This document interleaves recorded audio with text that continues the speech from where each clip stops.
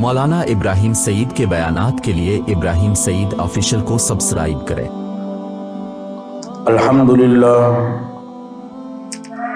الحمدللہ الذی خلق الانسان وعلمہ البیان والصلاة والسلام علی سید الانس والجان اما بعد فاعوذ باللہ من الشیطان الرجیم بسم اللہ الرحمن الرحیم لا يستوی منکم من انفق من قبل الفتح وقاتل اولئک اعظم درجة من الذین انفقوا من بعد وقاتلوا وكلا وعد الله الحسنى واللہ بما تعملون خبیر صدق اللہ العظیم۔ اللہم صل علی محمد وعلی آل محمد کما صلیت علی ابراہیم وعلی آل ابراہیم انک حمید مجید۔ اللہم بارک علی محمد وعلی آل محمد کما بارکت علی ابراہیم وعلی آل ابراہیم انک حمید مجید۔ انتہائی ذی قدر سامعین، سب سے پہلے بارگاہ خداوندی میں دعا وہ ہوں کہ اللہ رب العزت حق بولنے کی توفیق عطا فرمائے، پھر اسی حق پر اللہ کریم ہم سب کو عمل کرنے کے ساتھ ساتھ اپنی اپنی زندگیاں گزارنے کی توفیق بھی نصیب فرمائے۔ بحیثیت ایک مسلمان اس قدر معلومات آپ بھائیوں کے پاس ہوگی کہ تمام انبیاء میں سے سب سے افضل، سب سے اعلیٰ جو ہیں وہ ہیں محمد مصطفیٰ صلی اللہ علیہ وسلم، اور اسی طرح تمام انبیاءوں کے جو امت ہیں ان امتوں میں سب سے افضل اور سب سے اعلیٰ امت جو ہیں وہ محمد مصطفیٰ صلی اللہ علیہ وسلم کی امت ہے۔ اور یقیناً یہ بات میں اپنی طرف سے نہیں کر رہا، بلکہ اللہ کی کتاب میرے ساتھ موجود ہے، اور میں اسی کتاب کے حوالے سے بات کر رہا ہوں کہ سورۃ بقرہ دوسرا پارہ اور دوسرے پارے کا پہلا صفحہ، جس میں اللہ کریم نے فرمایا وَكَذَلِكَ جَعَلْنَاكُمْ أُمَّةً وَسَطًا۔ اسی طرح سورۃ آل عمران میں بھی اللہ نے فرمایا كُنْتُمْ خَيْرَ أُمَّةٍ۔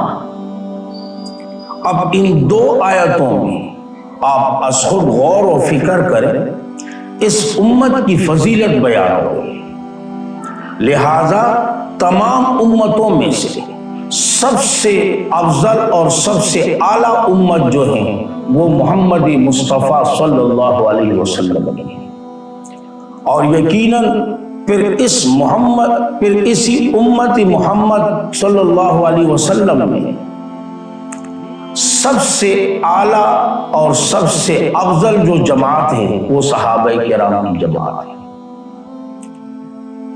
کیونکہ قرآن و حدیث اٹھا کے دیکھیں تو صحابہ کرام کے بے شمار فضائل آپ کو ملیں گے، اور یقیناً صحابہ کرام ایک ایسی جماعت ہے کہ جن کے ایمان کی گواہی از خود اللہ نے دی، اولئک هم المؤمنون حقا۔ صحابہ کرام ایک ایسی جماعت ہے کہ جنہیں اللہ نے اپنی رضا اور خوشنودی کا جو سند ہوتا ہے از خود عطا فرمایا، رضی اللہ عنہم ورضوا عنہ۔ اسی طرح آپ صلی اللہ علیہ وسلم نے فرمایا میرے امت کے بہترین لوگ صحابہ کرام، اسی طرح وہ مشہور حدیث الصحابی کالنجوم، میرے صحابہ ستاروں کے مانند، اور یقیناً ستاروں میں سے کوئی ایک ستارہ بھی ایسا نہیں جو روشنی سے خالی ہو۔ اب صحابہ کرام اس امت کے اعلیٰ اور افضل جماعت ہیں، اور صحابہ کرام کی کل تعداد 1,44,000، لیکن یاد رکھیں یہ 1,44,000 یہ بھی درجے میں مساوی نہیں، کیونکہ جو آیات کریمہ میں نے آپ کے سامنے تلاوت کی سورۃ حدید آیات نمبر 10، اس میں اللہ کریم نے صحابہ کرام کے 2 جماعتیں بنائی۔ ایک وہ جماعت جنہوں نے فتح مکہ سے پہلے اللہ کے راستے میں مال خرچ کیا اور جہاد کیا۔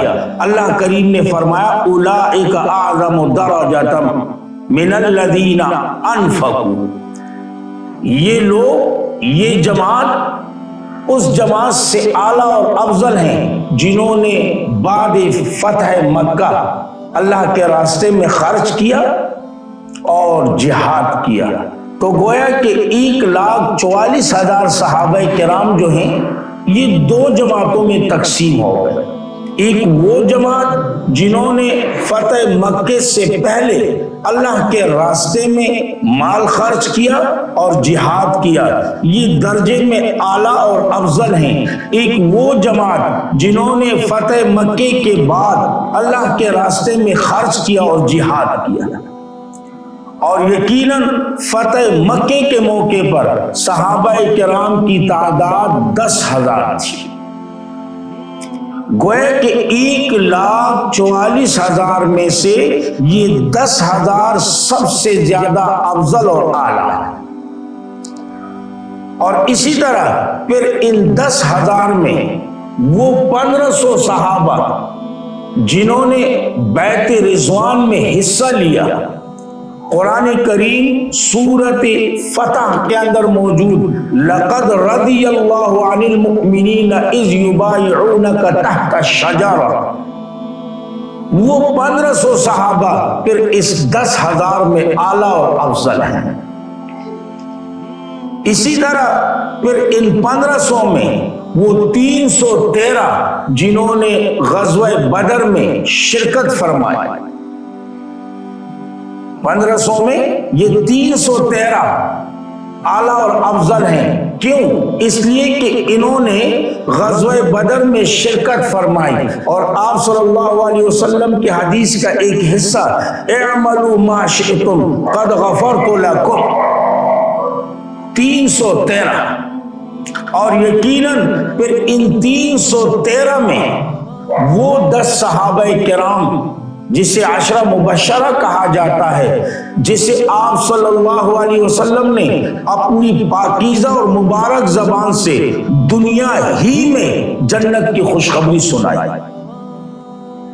جس میں سے ابو بکر صدیق رضی اللہ تعالیٰ عنہ، عمر فاروق رضی اللہ تعالیٰ عنہ، عثمان غنی رضی اللہ تعالیٰ عنہ، علی کرم اللہ وجہہ، اسی طرح عبد الرحمن بن عوف، اسی طرح ابو عبیدہ، اسی طرح اس میں طلحہ وغیرہ، اسی طرح اس میں حضرت زبیر وغیرہ، اسی طرح اس میں حضرت سعد رضی اللہ تعالیٰ عنہ، اسی طرح اس میں حضرت سعید رضی اللہ تعالیٰ عنہ، تقریباً 10 صحابہ کرام جسے عشرہ مبشرہ کہا جاتا ہے۔ پھر ان 10 میں سے 4 اعلیٰ اور افضل ہیں جسے خلفائے راشدین کہا جاتا ہے، کیونکہ آپ صلی اللہ علیہ وسلم کی حدیث ہے کہ میری سنت اور طریقے کو لازم پکڑو، اور میرے خلفائے راشدین کا جو سنت اور جو طریقہ ہے اس کو لازمی پکڑو۔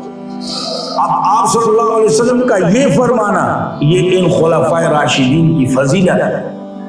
تو ایک امت میں سے 1,44,000 صحابہ، یہ اعلیٰ اور افضل. پھر 1,44,000 میں سے 10,000 صحابہ وہ افضل. پھر ان 10,000 میں سے وہ 1,500 جو بیعت رضوان میں شریک ہوئے وہ اعلیٰ اور افضل. پھر ان 1,500 میں وہ 313 جو غزوہ بدر میں شریک ہوئے وہ اعلیٰ اور افضل. پھر ان 313 میں وہ 10 صحابہ کرام جسے 10 مبشرہ کہا جاتا ہے وہ اعلیٰ اور افضل. پھر ان 10 میں سے وہ 4 جسے خلفائے راشدین کہا جاتا ہے وہ اعلیٰ اور افضل، اعلیٰ اور افضل ہے. اور یقیناً پھر ان 4 میں سے 2 جو ہے جسے شیخین کہا جاتا ہے، حضرت ابوبکر صدیق رضی اللہ تعالیٰ عنہ اور حضرت عمر فاروق رضی اللہ تعالیٰ عنہ. یہ 2 ان 4 میں اعلیٰ اور افضل ہیں. اور یقیناً آپ صلی اللہ علیہ وسلم نے ایک موقع پر فرمایا کہ میں اور ابوبکر صدیق رضی اللہ تعالیٰ عنہ، عمر فاروق رضی اللہ تعالیٰ عنہ، اللہ نے ہم تینوں کو ایک ہی مٹی سے پیدا فرمایا اور ہم ایک ہی مٹی میں مدفون ہوں گے. اور یقیناً پھر ان 2 میں سے ایک جو ہے وہ اعلیٰ اور افضل ہیں، وہ ہے ابوبکر صدیق رضی اللہ تعالیٰ عنہ. آپ صلی اللہ علیہ وسلم کے پاس ایک عورت آئی ایک مسئلہ پوچھنے کے لیے. آپ صلی اللہ علیہ وسلم مصروف تھے. آپ صلی اللہ علیہ وسلم نے فرمایا آپ کل آ جائیں.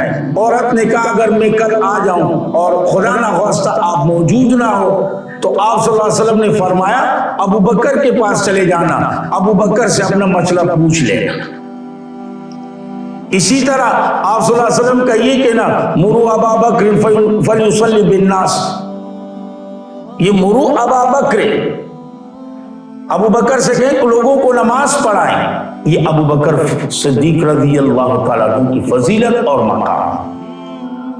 تو یاد رکھیں یہ تقسیم بولنا نہیں ہے. تمام امتوں میں اعلیٰ امت، افضل امت، امت محمدیہ صلی اللہ علیہ وسلم. پھر امت محمدیہ صلی اللہ علیہ وسلم میں صحابہ کرام کی جماعت سب سے افضل اور اعلیٰ ہے. اور صحابہ کرام کی تعداد 1,44,000. 1,44,000 یہ 2 حصوں میں تقسیم ہو گئے. ایک وہ جنہوں نے فتح مکے سے پہلے اللہ کے راستے میں مال خرچ کیا اور جہاد کیا. ایک وہ جنہوں نے فتح مکے کے بعد اللہ کے راستے میں خرچ کیا اور جہاد کیا. اب جنہوں نے پہلے خرچ کیا وہ اعلیٰ اور افضل ہیں، ان کی تعداد 10,000 ہے. پھر ان 10,000 میں وہ 1,500 اعلیٰ اور افضل جنہوں نے بیعت رضوان میں حصہ لیا. پھر ان 1,500 میں وہ 313 اعلیٰ اور افضل ہیں جنہوں نے غزوہ بدر میں شرکت فرمائی. پھر ان 313 میں وہ 10 صحابہ جسے 10 مبشرہ کہا جاتا ہے وہ اعلیٰ اور افضل. اور پھر ان 10 میں وہ 4 جنہیں خلفائے راشدین کہا جاتا ہے وہ اعلیٰ اور افضل ہے. پھر ان 4 میں وہ 2 اعلیٰ اور افضل ہے جسے شیخین کہا جاتا ہے. اور پھر ان شیخین میں اعلیٰ اور افضل ابو بکر صدیق رضی اللہ تعالیٰ عنہ.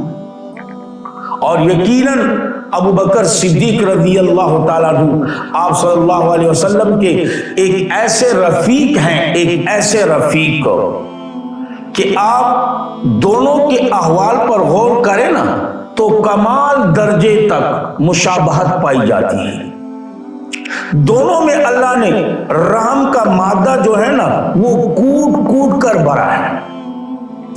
آپ صلی اللہ علیہ وسلم کے لیے اگرچہ لفظ استعمال ہوا ہے رحمت للعالمین کا، لیکن آپ صلی اللہ علیہ وسلم نے ابو بکر صدیق رضی اللہ تعالیٰ عنہ کے لیے فرمایا ارحم امتی بی امتی ابو بکر، میرے امت میں میری امت کے لیے ابو بکر جیسے رحم کرنے والا کوئی نہیں. اسی طرح ابو بکر صدیق رضی اللہ تعالیٰ عنہ کو اللہ نے جو استقامت عطا فرمائی تھی دین میں، جو جرت عطا فرمائی تھی دین کے سلسلے میں، یہاں تک کہ صحابہ کرام از خود کہنے لگے ان ابا بکر قام مقام الانبیاء، کہ ابو بکر صدیق کو اللہ نے انبیاء والی استقامت اور انبیاء والا جرأت عطا فرمایا ہے۔ ہجرت کے موقع پر دونوں پر مشرکین کی طرف سے 100 اونٹ انعام رکھے گئے، 100 اونٹ ابو بکر صدیق رضی اللہ تعالیٰ عنہ پر اور 100 اونٹ محمد مصطفیٰ صلی اللہ علیہ وسلم پر۔ چوتھی بات کہ آپ دیکھیں نا، جس قدر مشرکین کی دشمنی آپ صلی اللہ علیہ وسلم کے ساتھ تھی، اسی قدر دشمنی مشرکین کی ابو بکر صدیق رضی اللہ تعالیٰ عنہ کے ساتھ تھی۔ پانچویں مشابہت کہ دونوں یعنی محبوب اور محب دونوں، یعنی محمد مصطفیٰ صلی اللہ علیہ وسلم اور ابو بکر صدیق رضی اللہ تعالیٰ عنہ، دونوں کی بیماری مرض الوفات میں ایک ہی بیماری تھی، شدید بخار، سخت بخار۔ اسی طرح دونوں 2 ہفتے تک بیمار رہے، اور جس وقت آپ صلی اللہ علیہ وسلم دنیا سے رخصت ہو رہے ہیں، آپ صلی اللہ علیہ وسلم نے فرمایا مجھے اس زہر کی اثر محسوس ہو رہی ہے جو خیبر میں کھلائی گئی تھی، گویا کہ وہ اثر عود کر کے دوبارہ آ گئی۔ تو اسی طرح ابو بکر صدیق کا بھی معاملہ تھا، اور یقیناً دونوں ایک ہی دن وفات ہوئی، پیر والے دن، اور یقیناً دونوں نے بیماری کے حالت میں اپنے مصلح پر اپنے قائم مقام کھڑے رہے۔ آپ صلی اللہ علیہ وسلم جب بیمار ہوئے تو اپنے مصلح پر اپنا قائم مقام ابو بکر صدیق رضی اللہ تعالیٰ عنہ کو کھڑا کیا، اور آپ صلی اللہ علیہ وسلم کے وفات کے بعد ابو بکر صدیق رضی اللہ تعالیٰ عنہ آپ کے جانشین بنے۔ اسی طرح ابو بکر صدیق رضی اللہ تعالیٰ عنہ جب بیمار ہوئے تو انہوں نے بھی اپنے مصلح پر اپنا قائم مقام کھڑا کیا حضرت عمر فاروق رضی اللہ تعالیٰ عنہ کو، اور آپ کے وفات کے بعد حضرت عمر فاروق رضی اللہ تعالیٰ عنہ ابو بکر کے جانشین بنے، اور یقیناً دونوں کو 3 ہی کپڑوں میں کفن دی گئی، دونوں کی میت ایک ہی چارپائی میں رکھی گئی، دونوں کے ایک ہی جگہ میں یعنی امی عائشہ رضی اللہ تعالیٰ عنہ کے حجرے میں دفن کیا گیا ہے،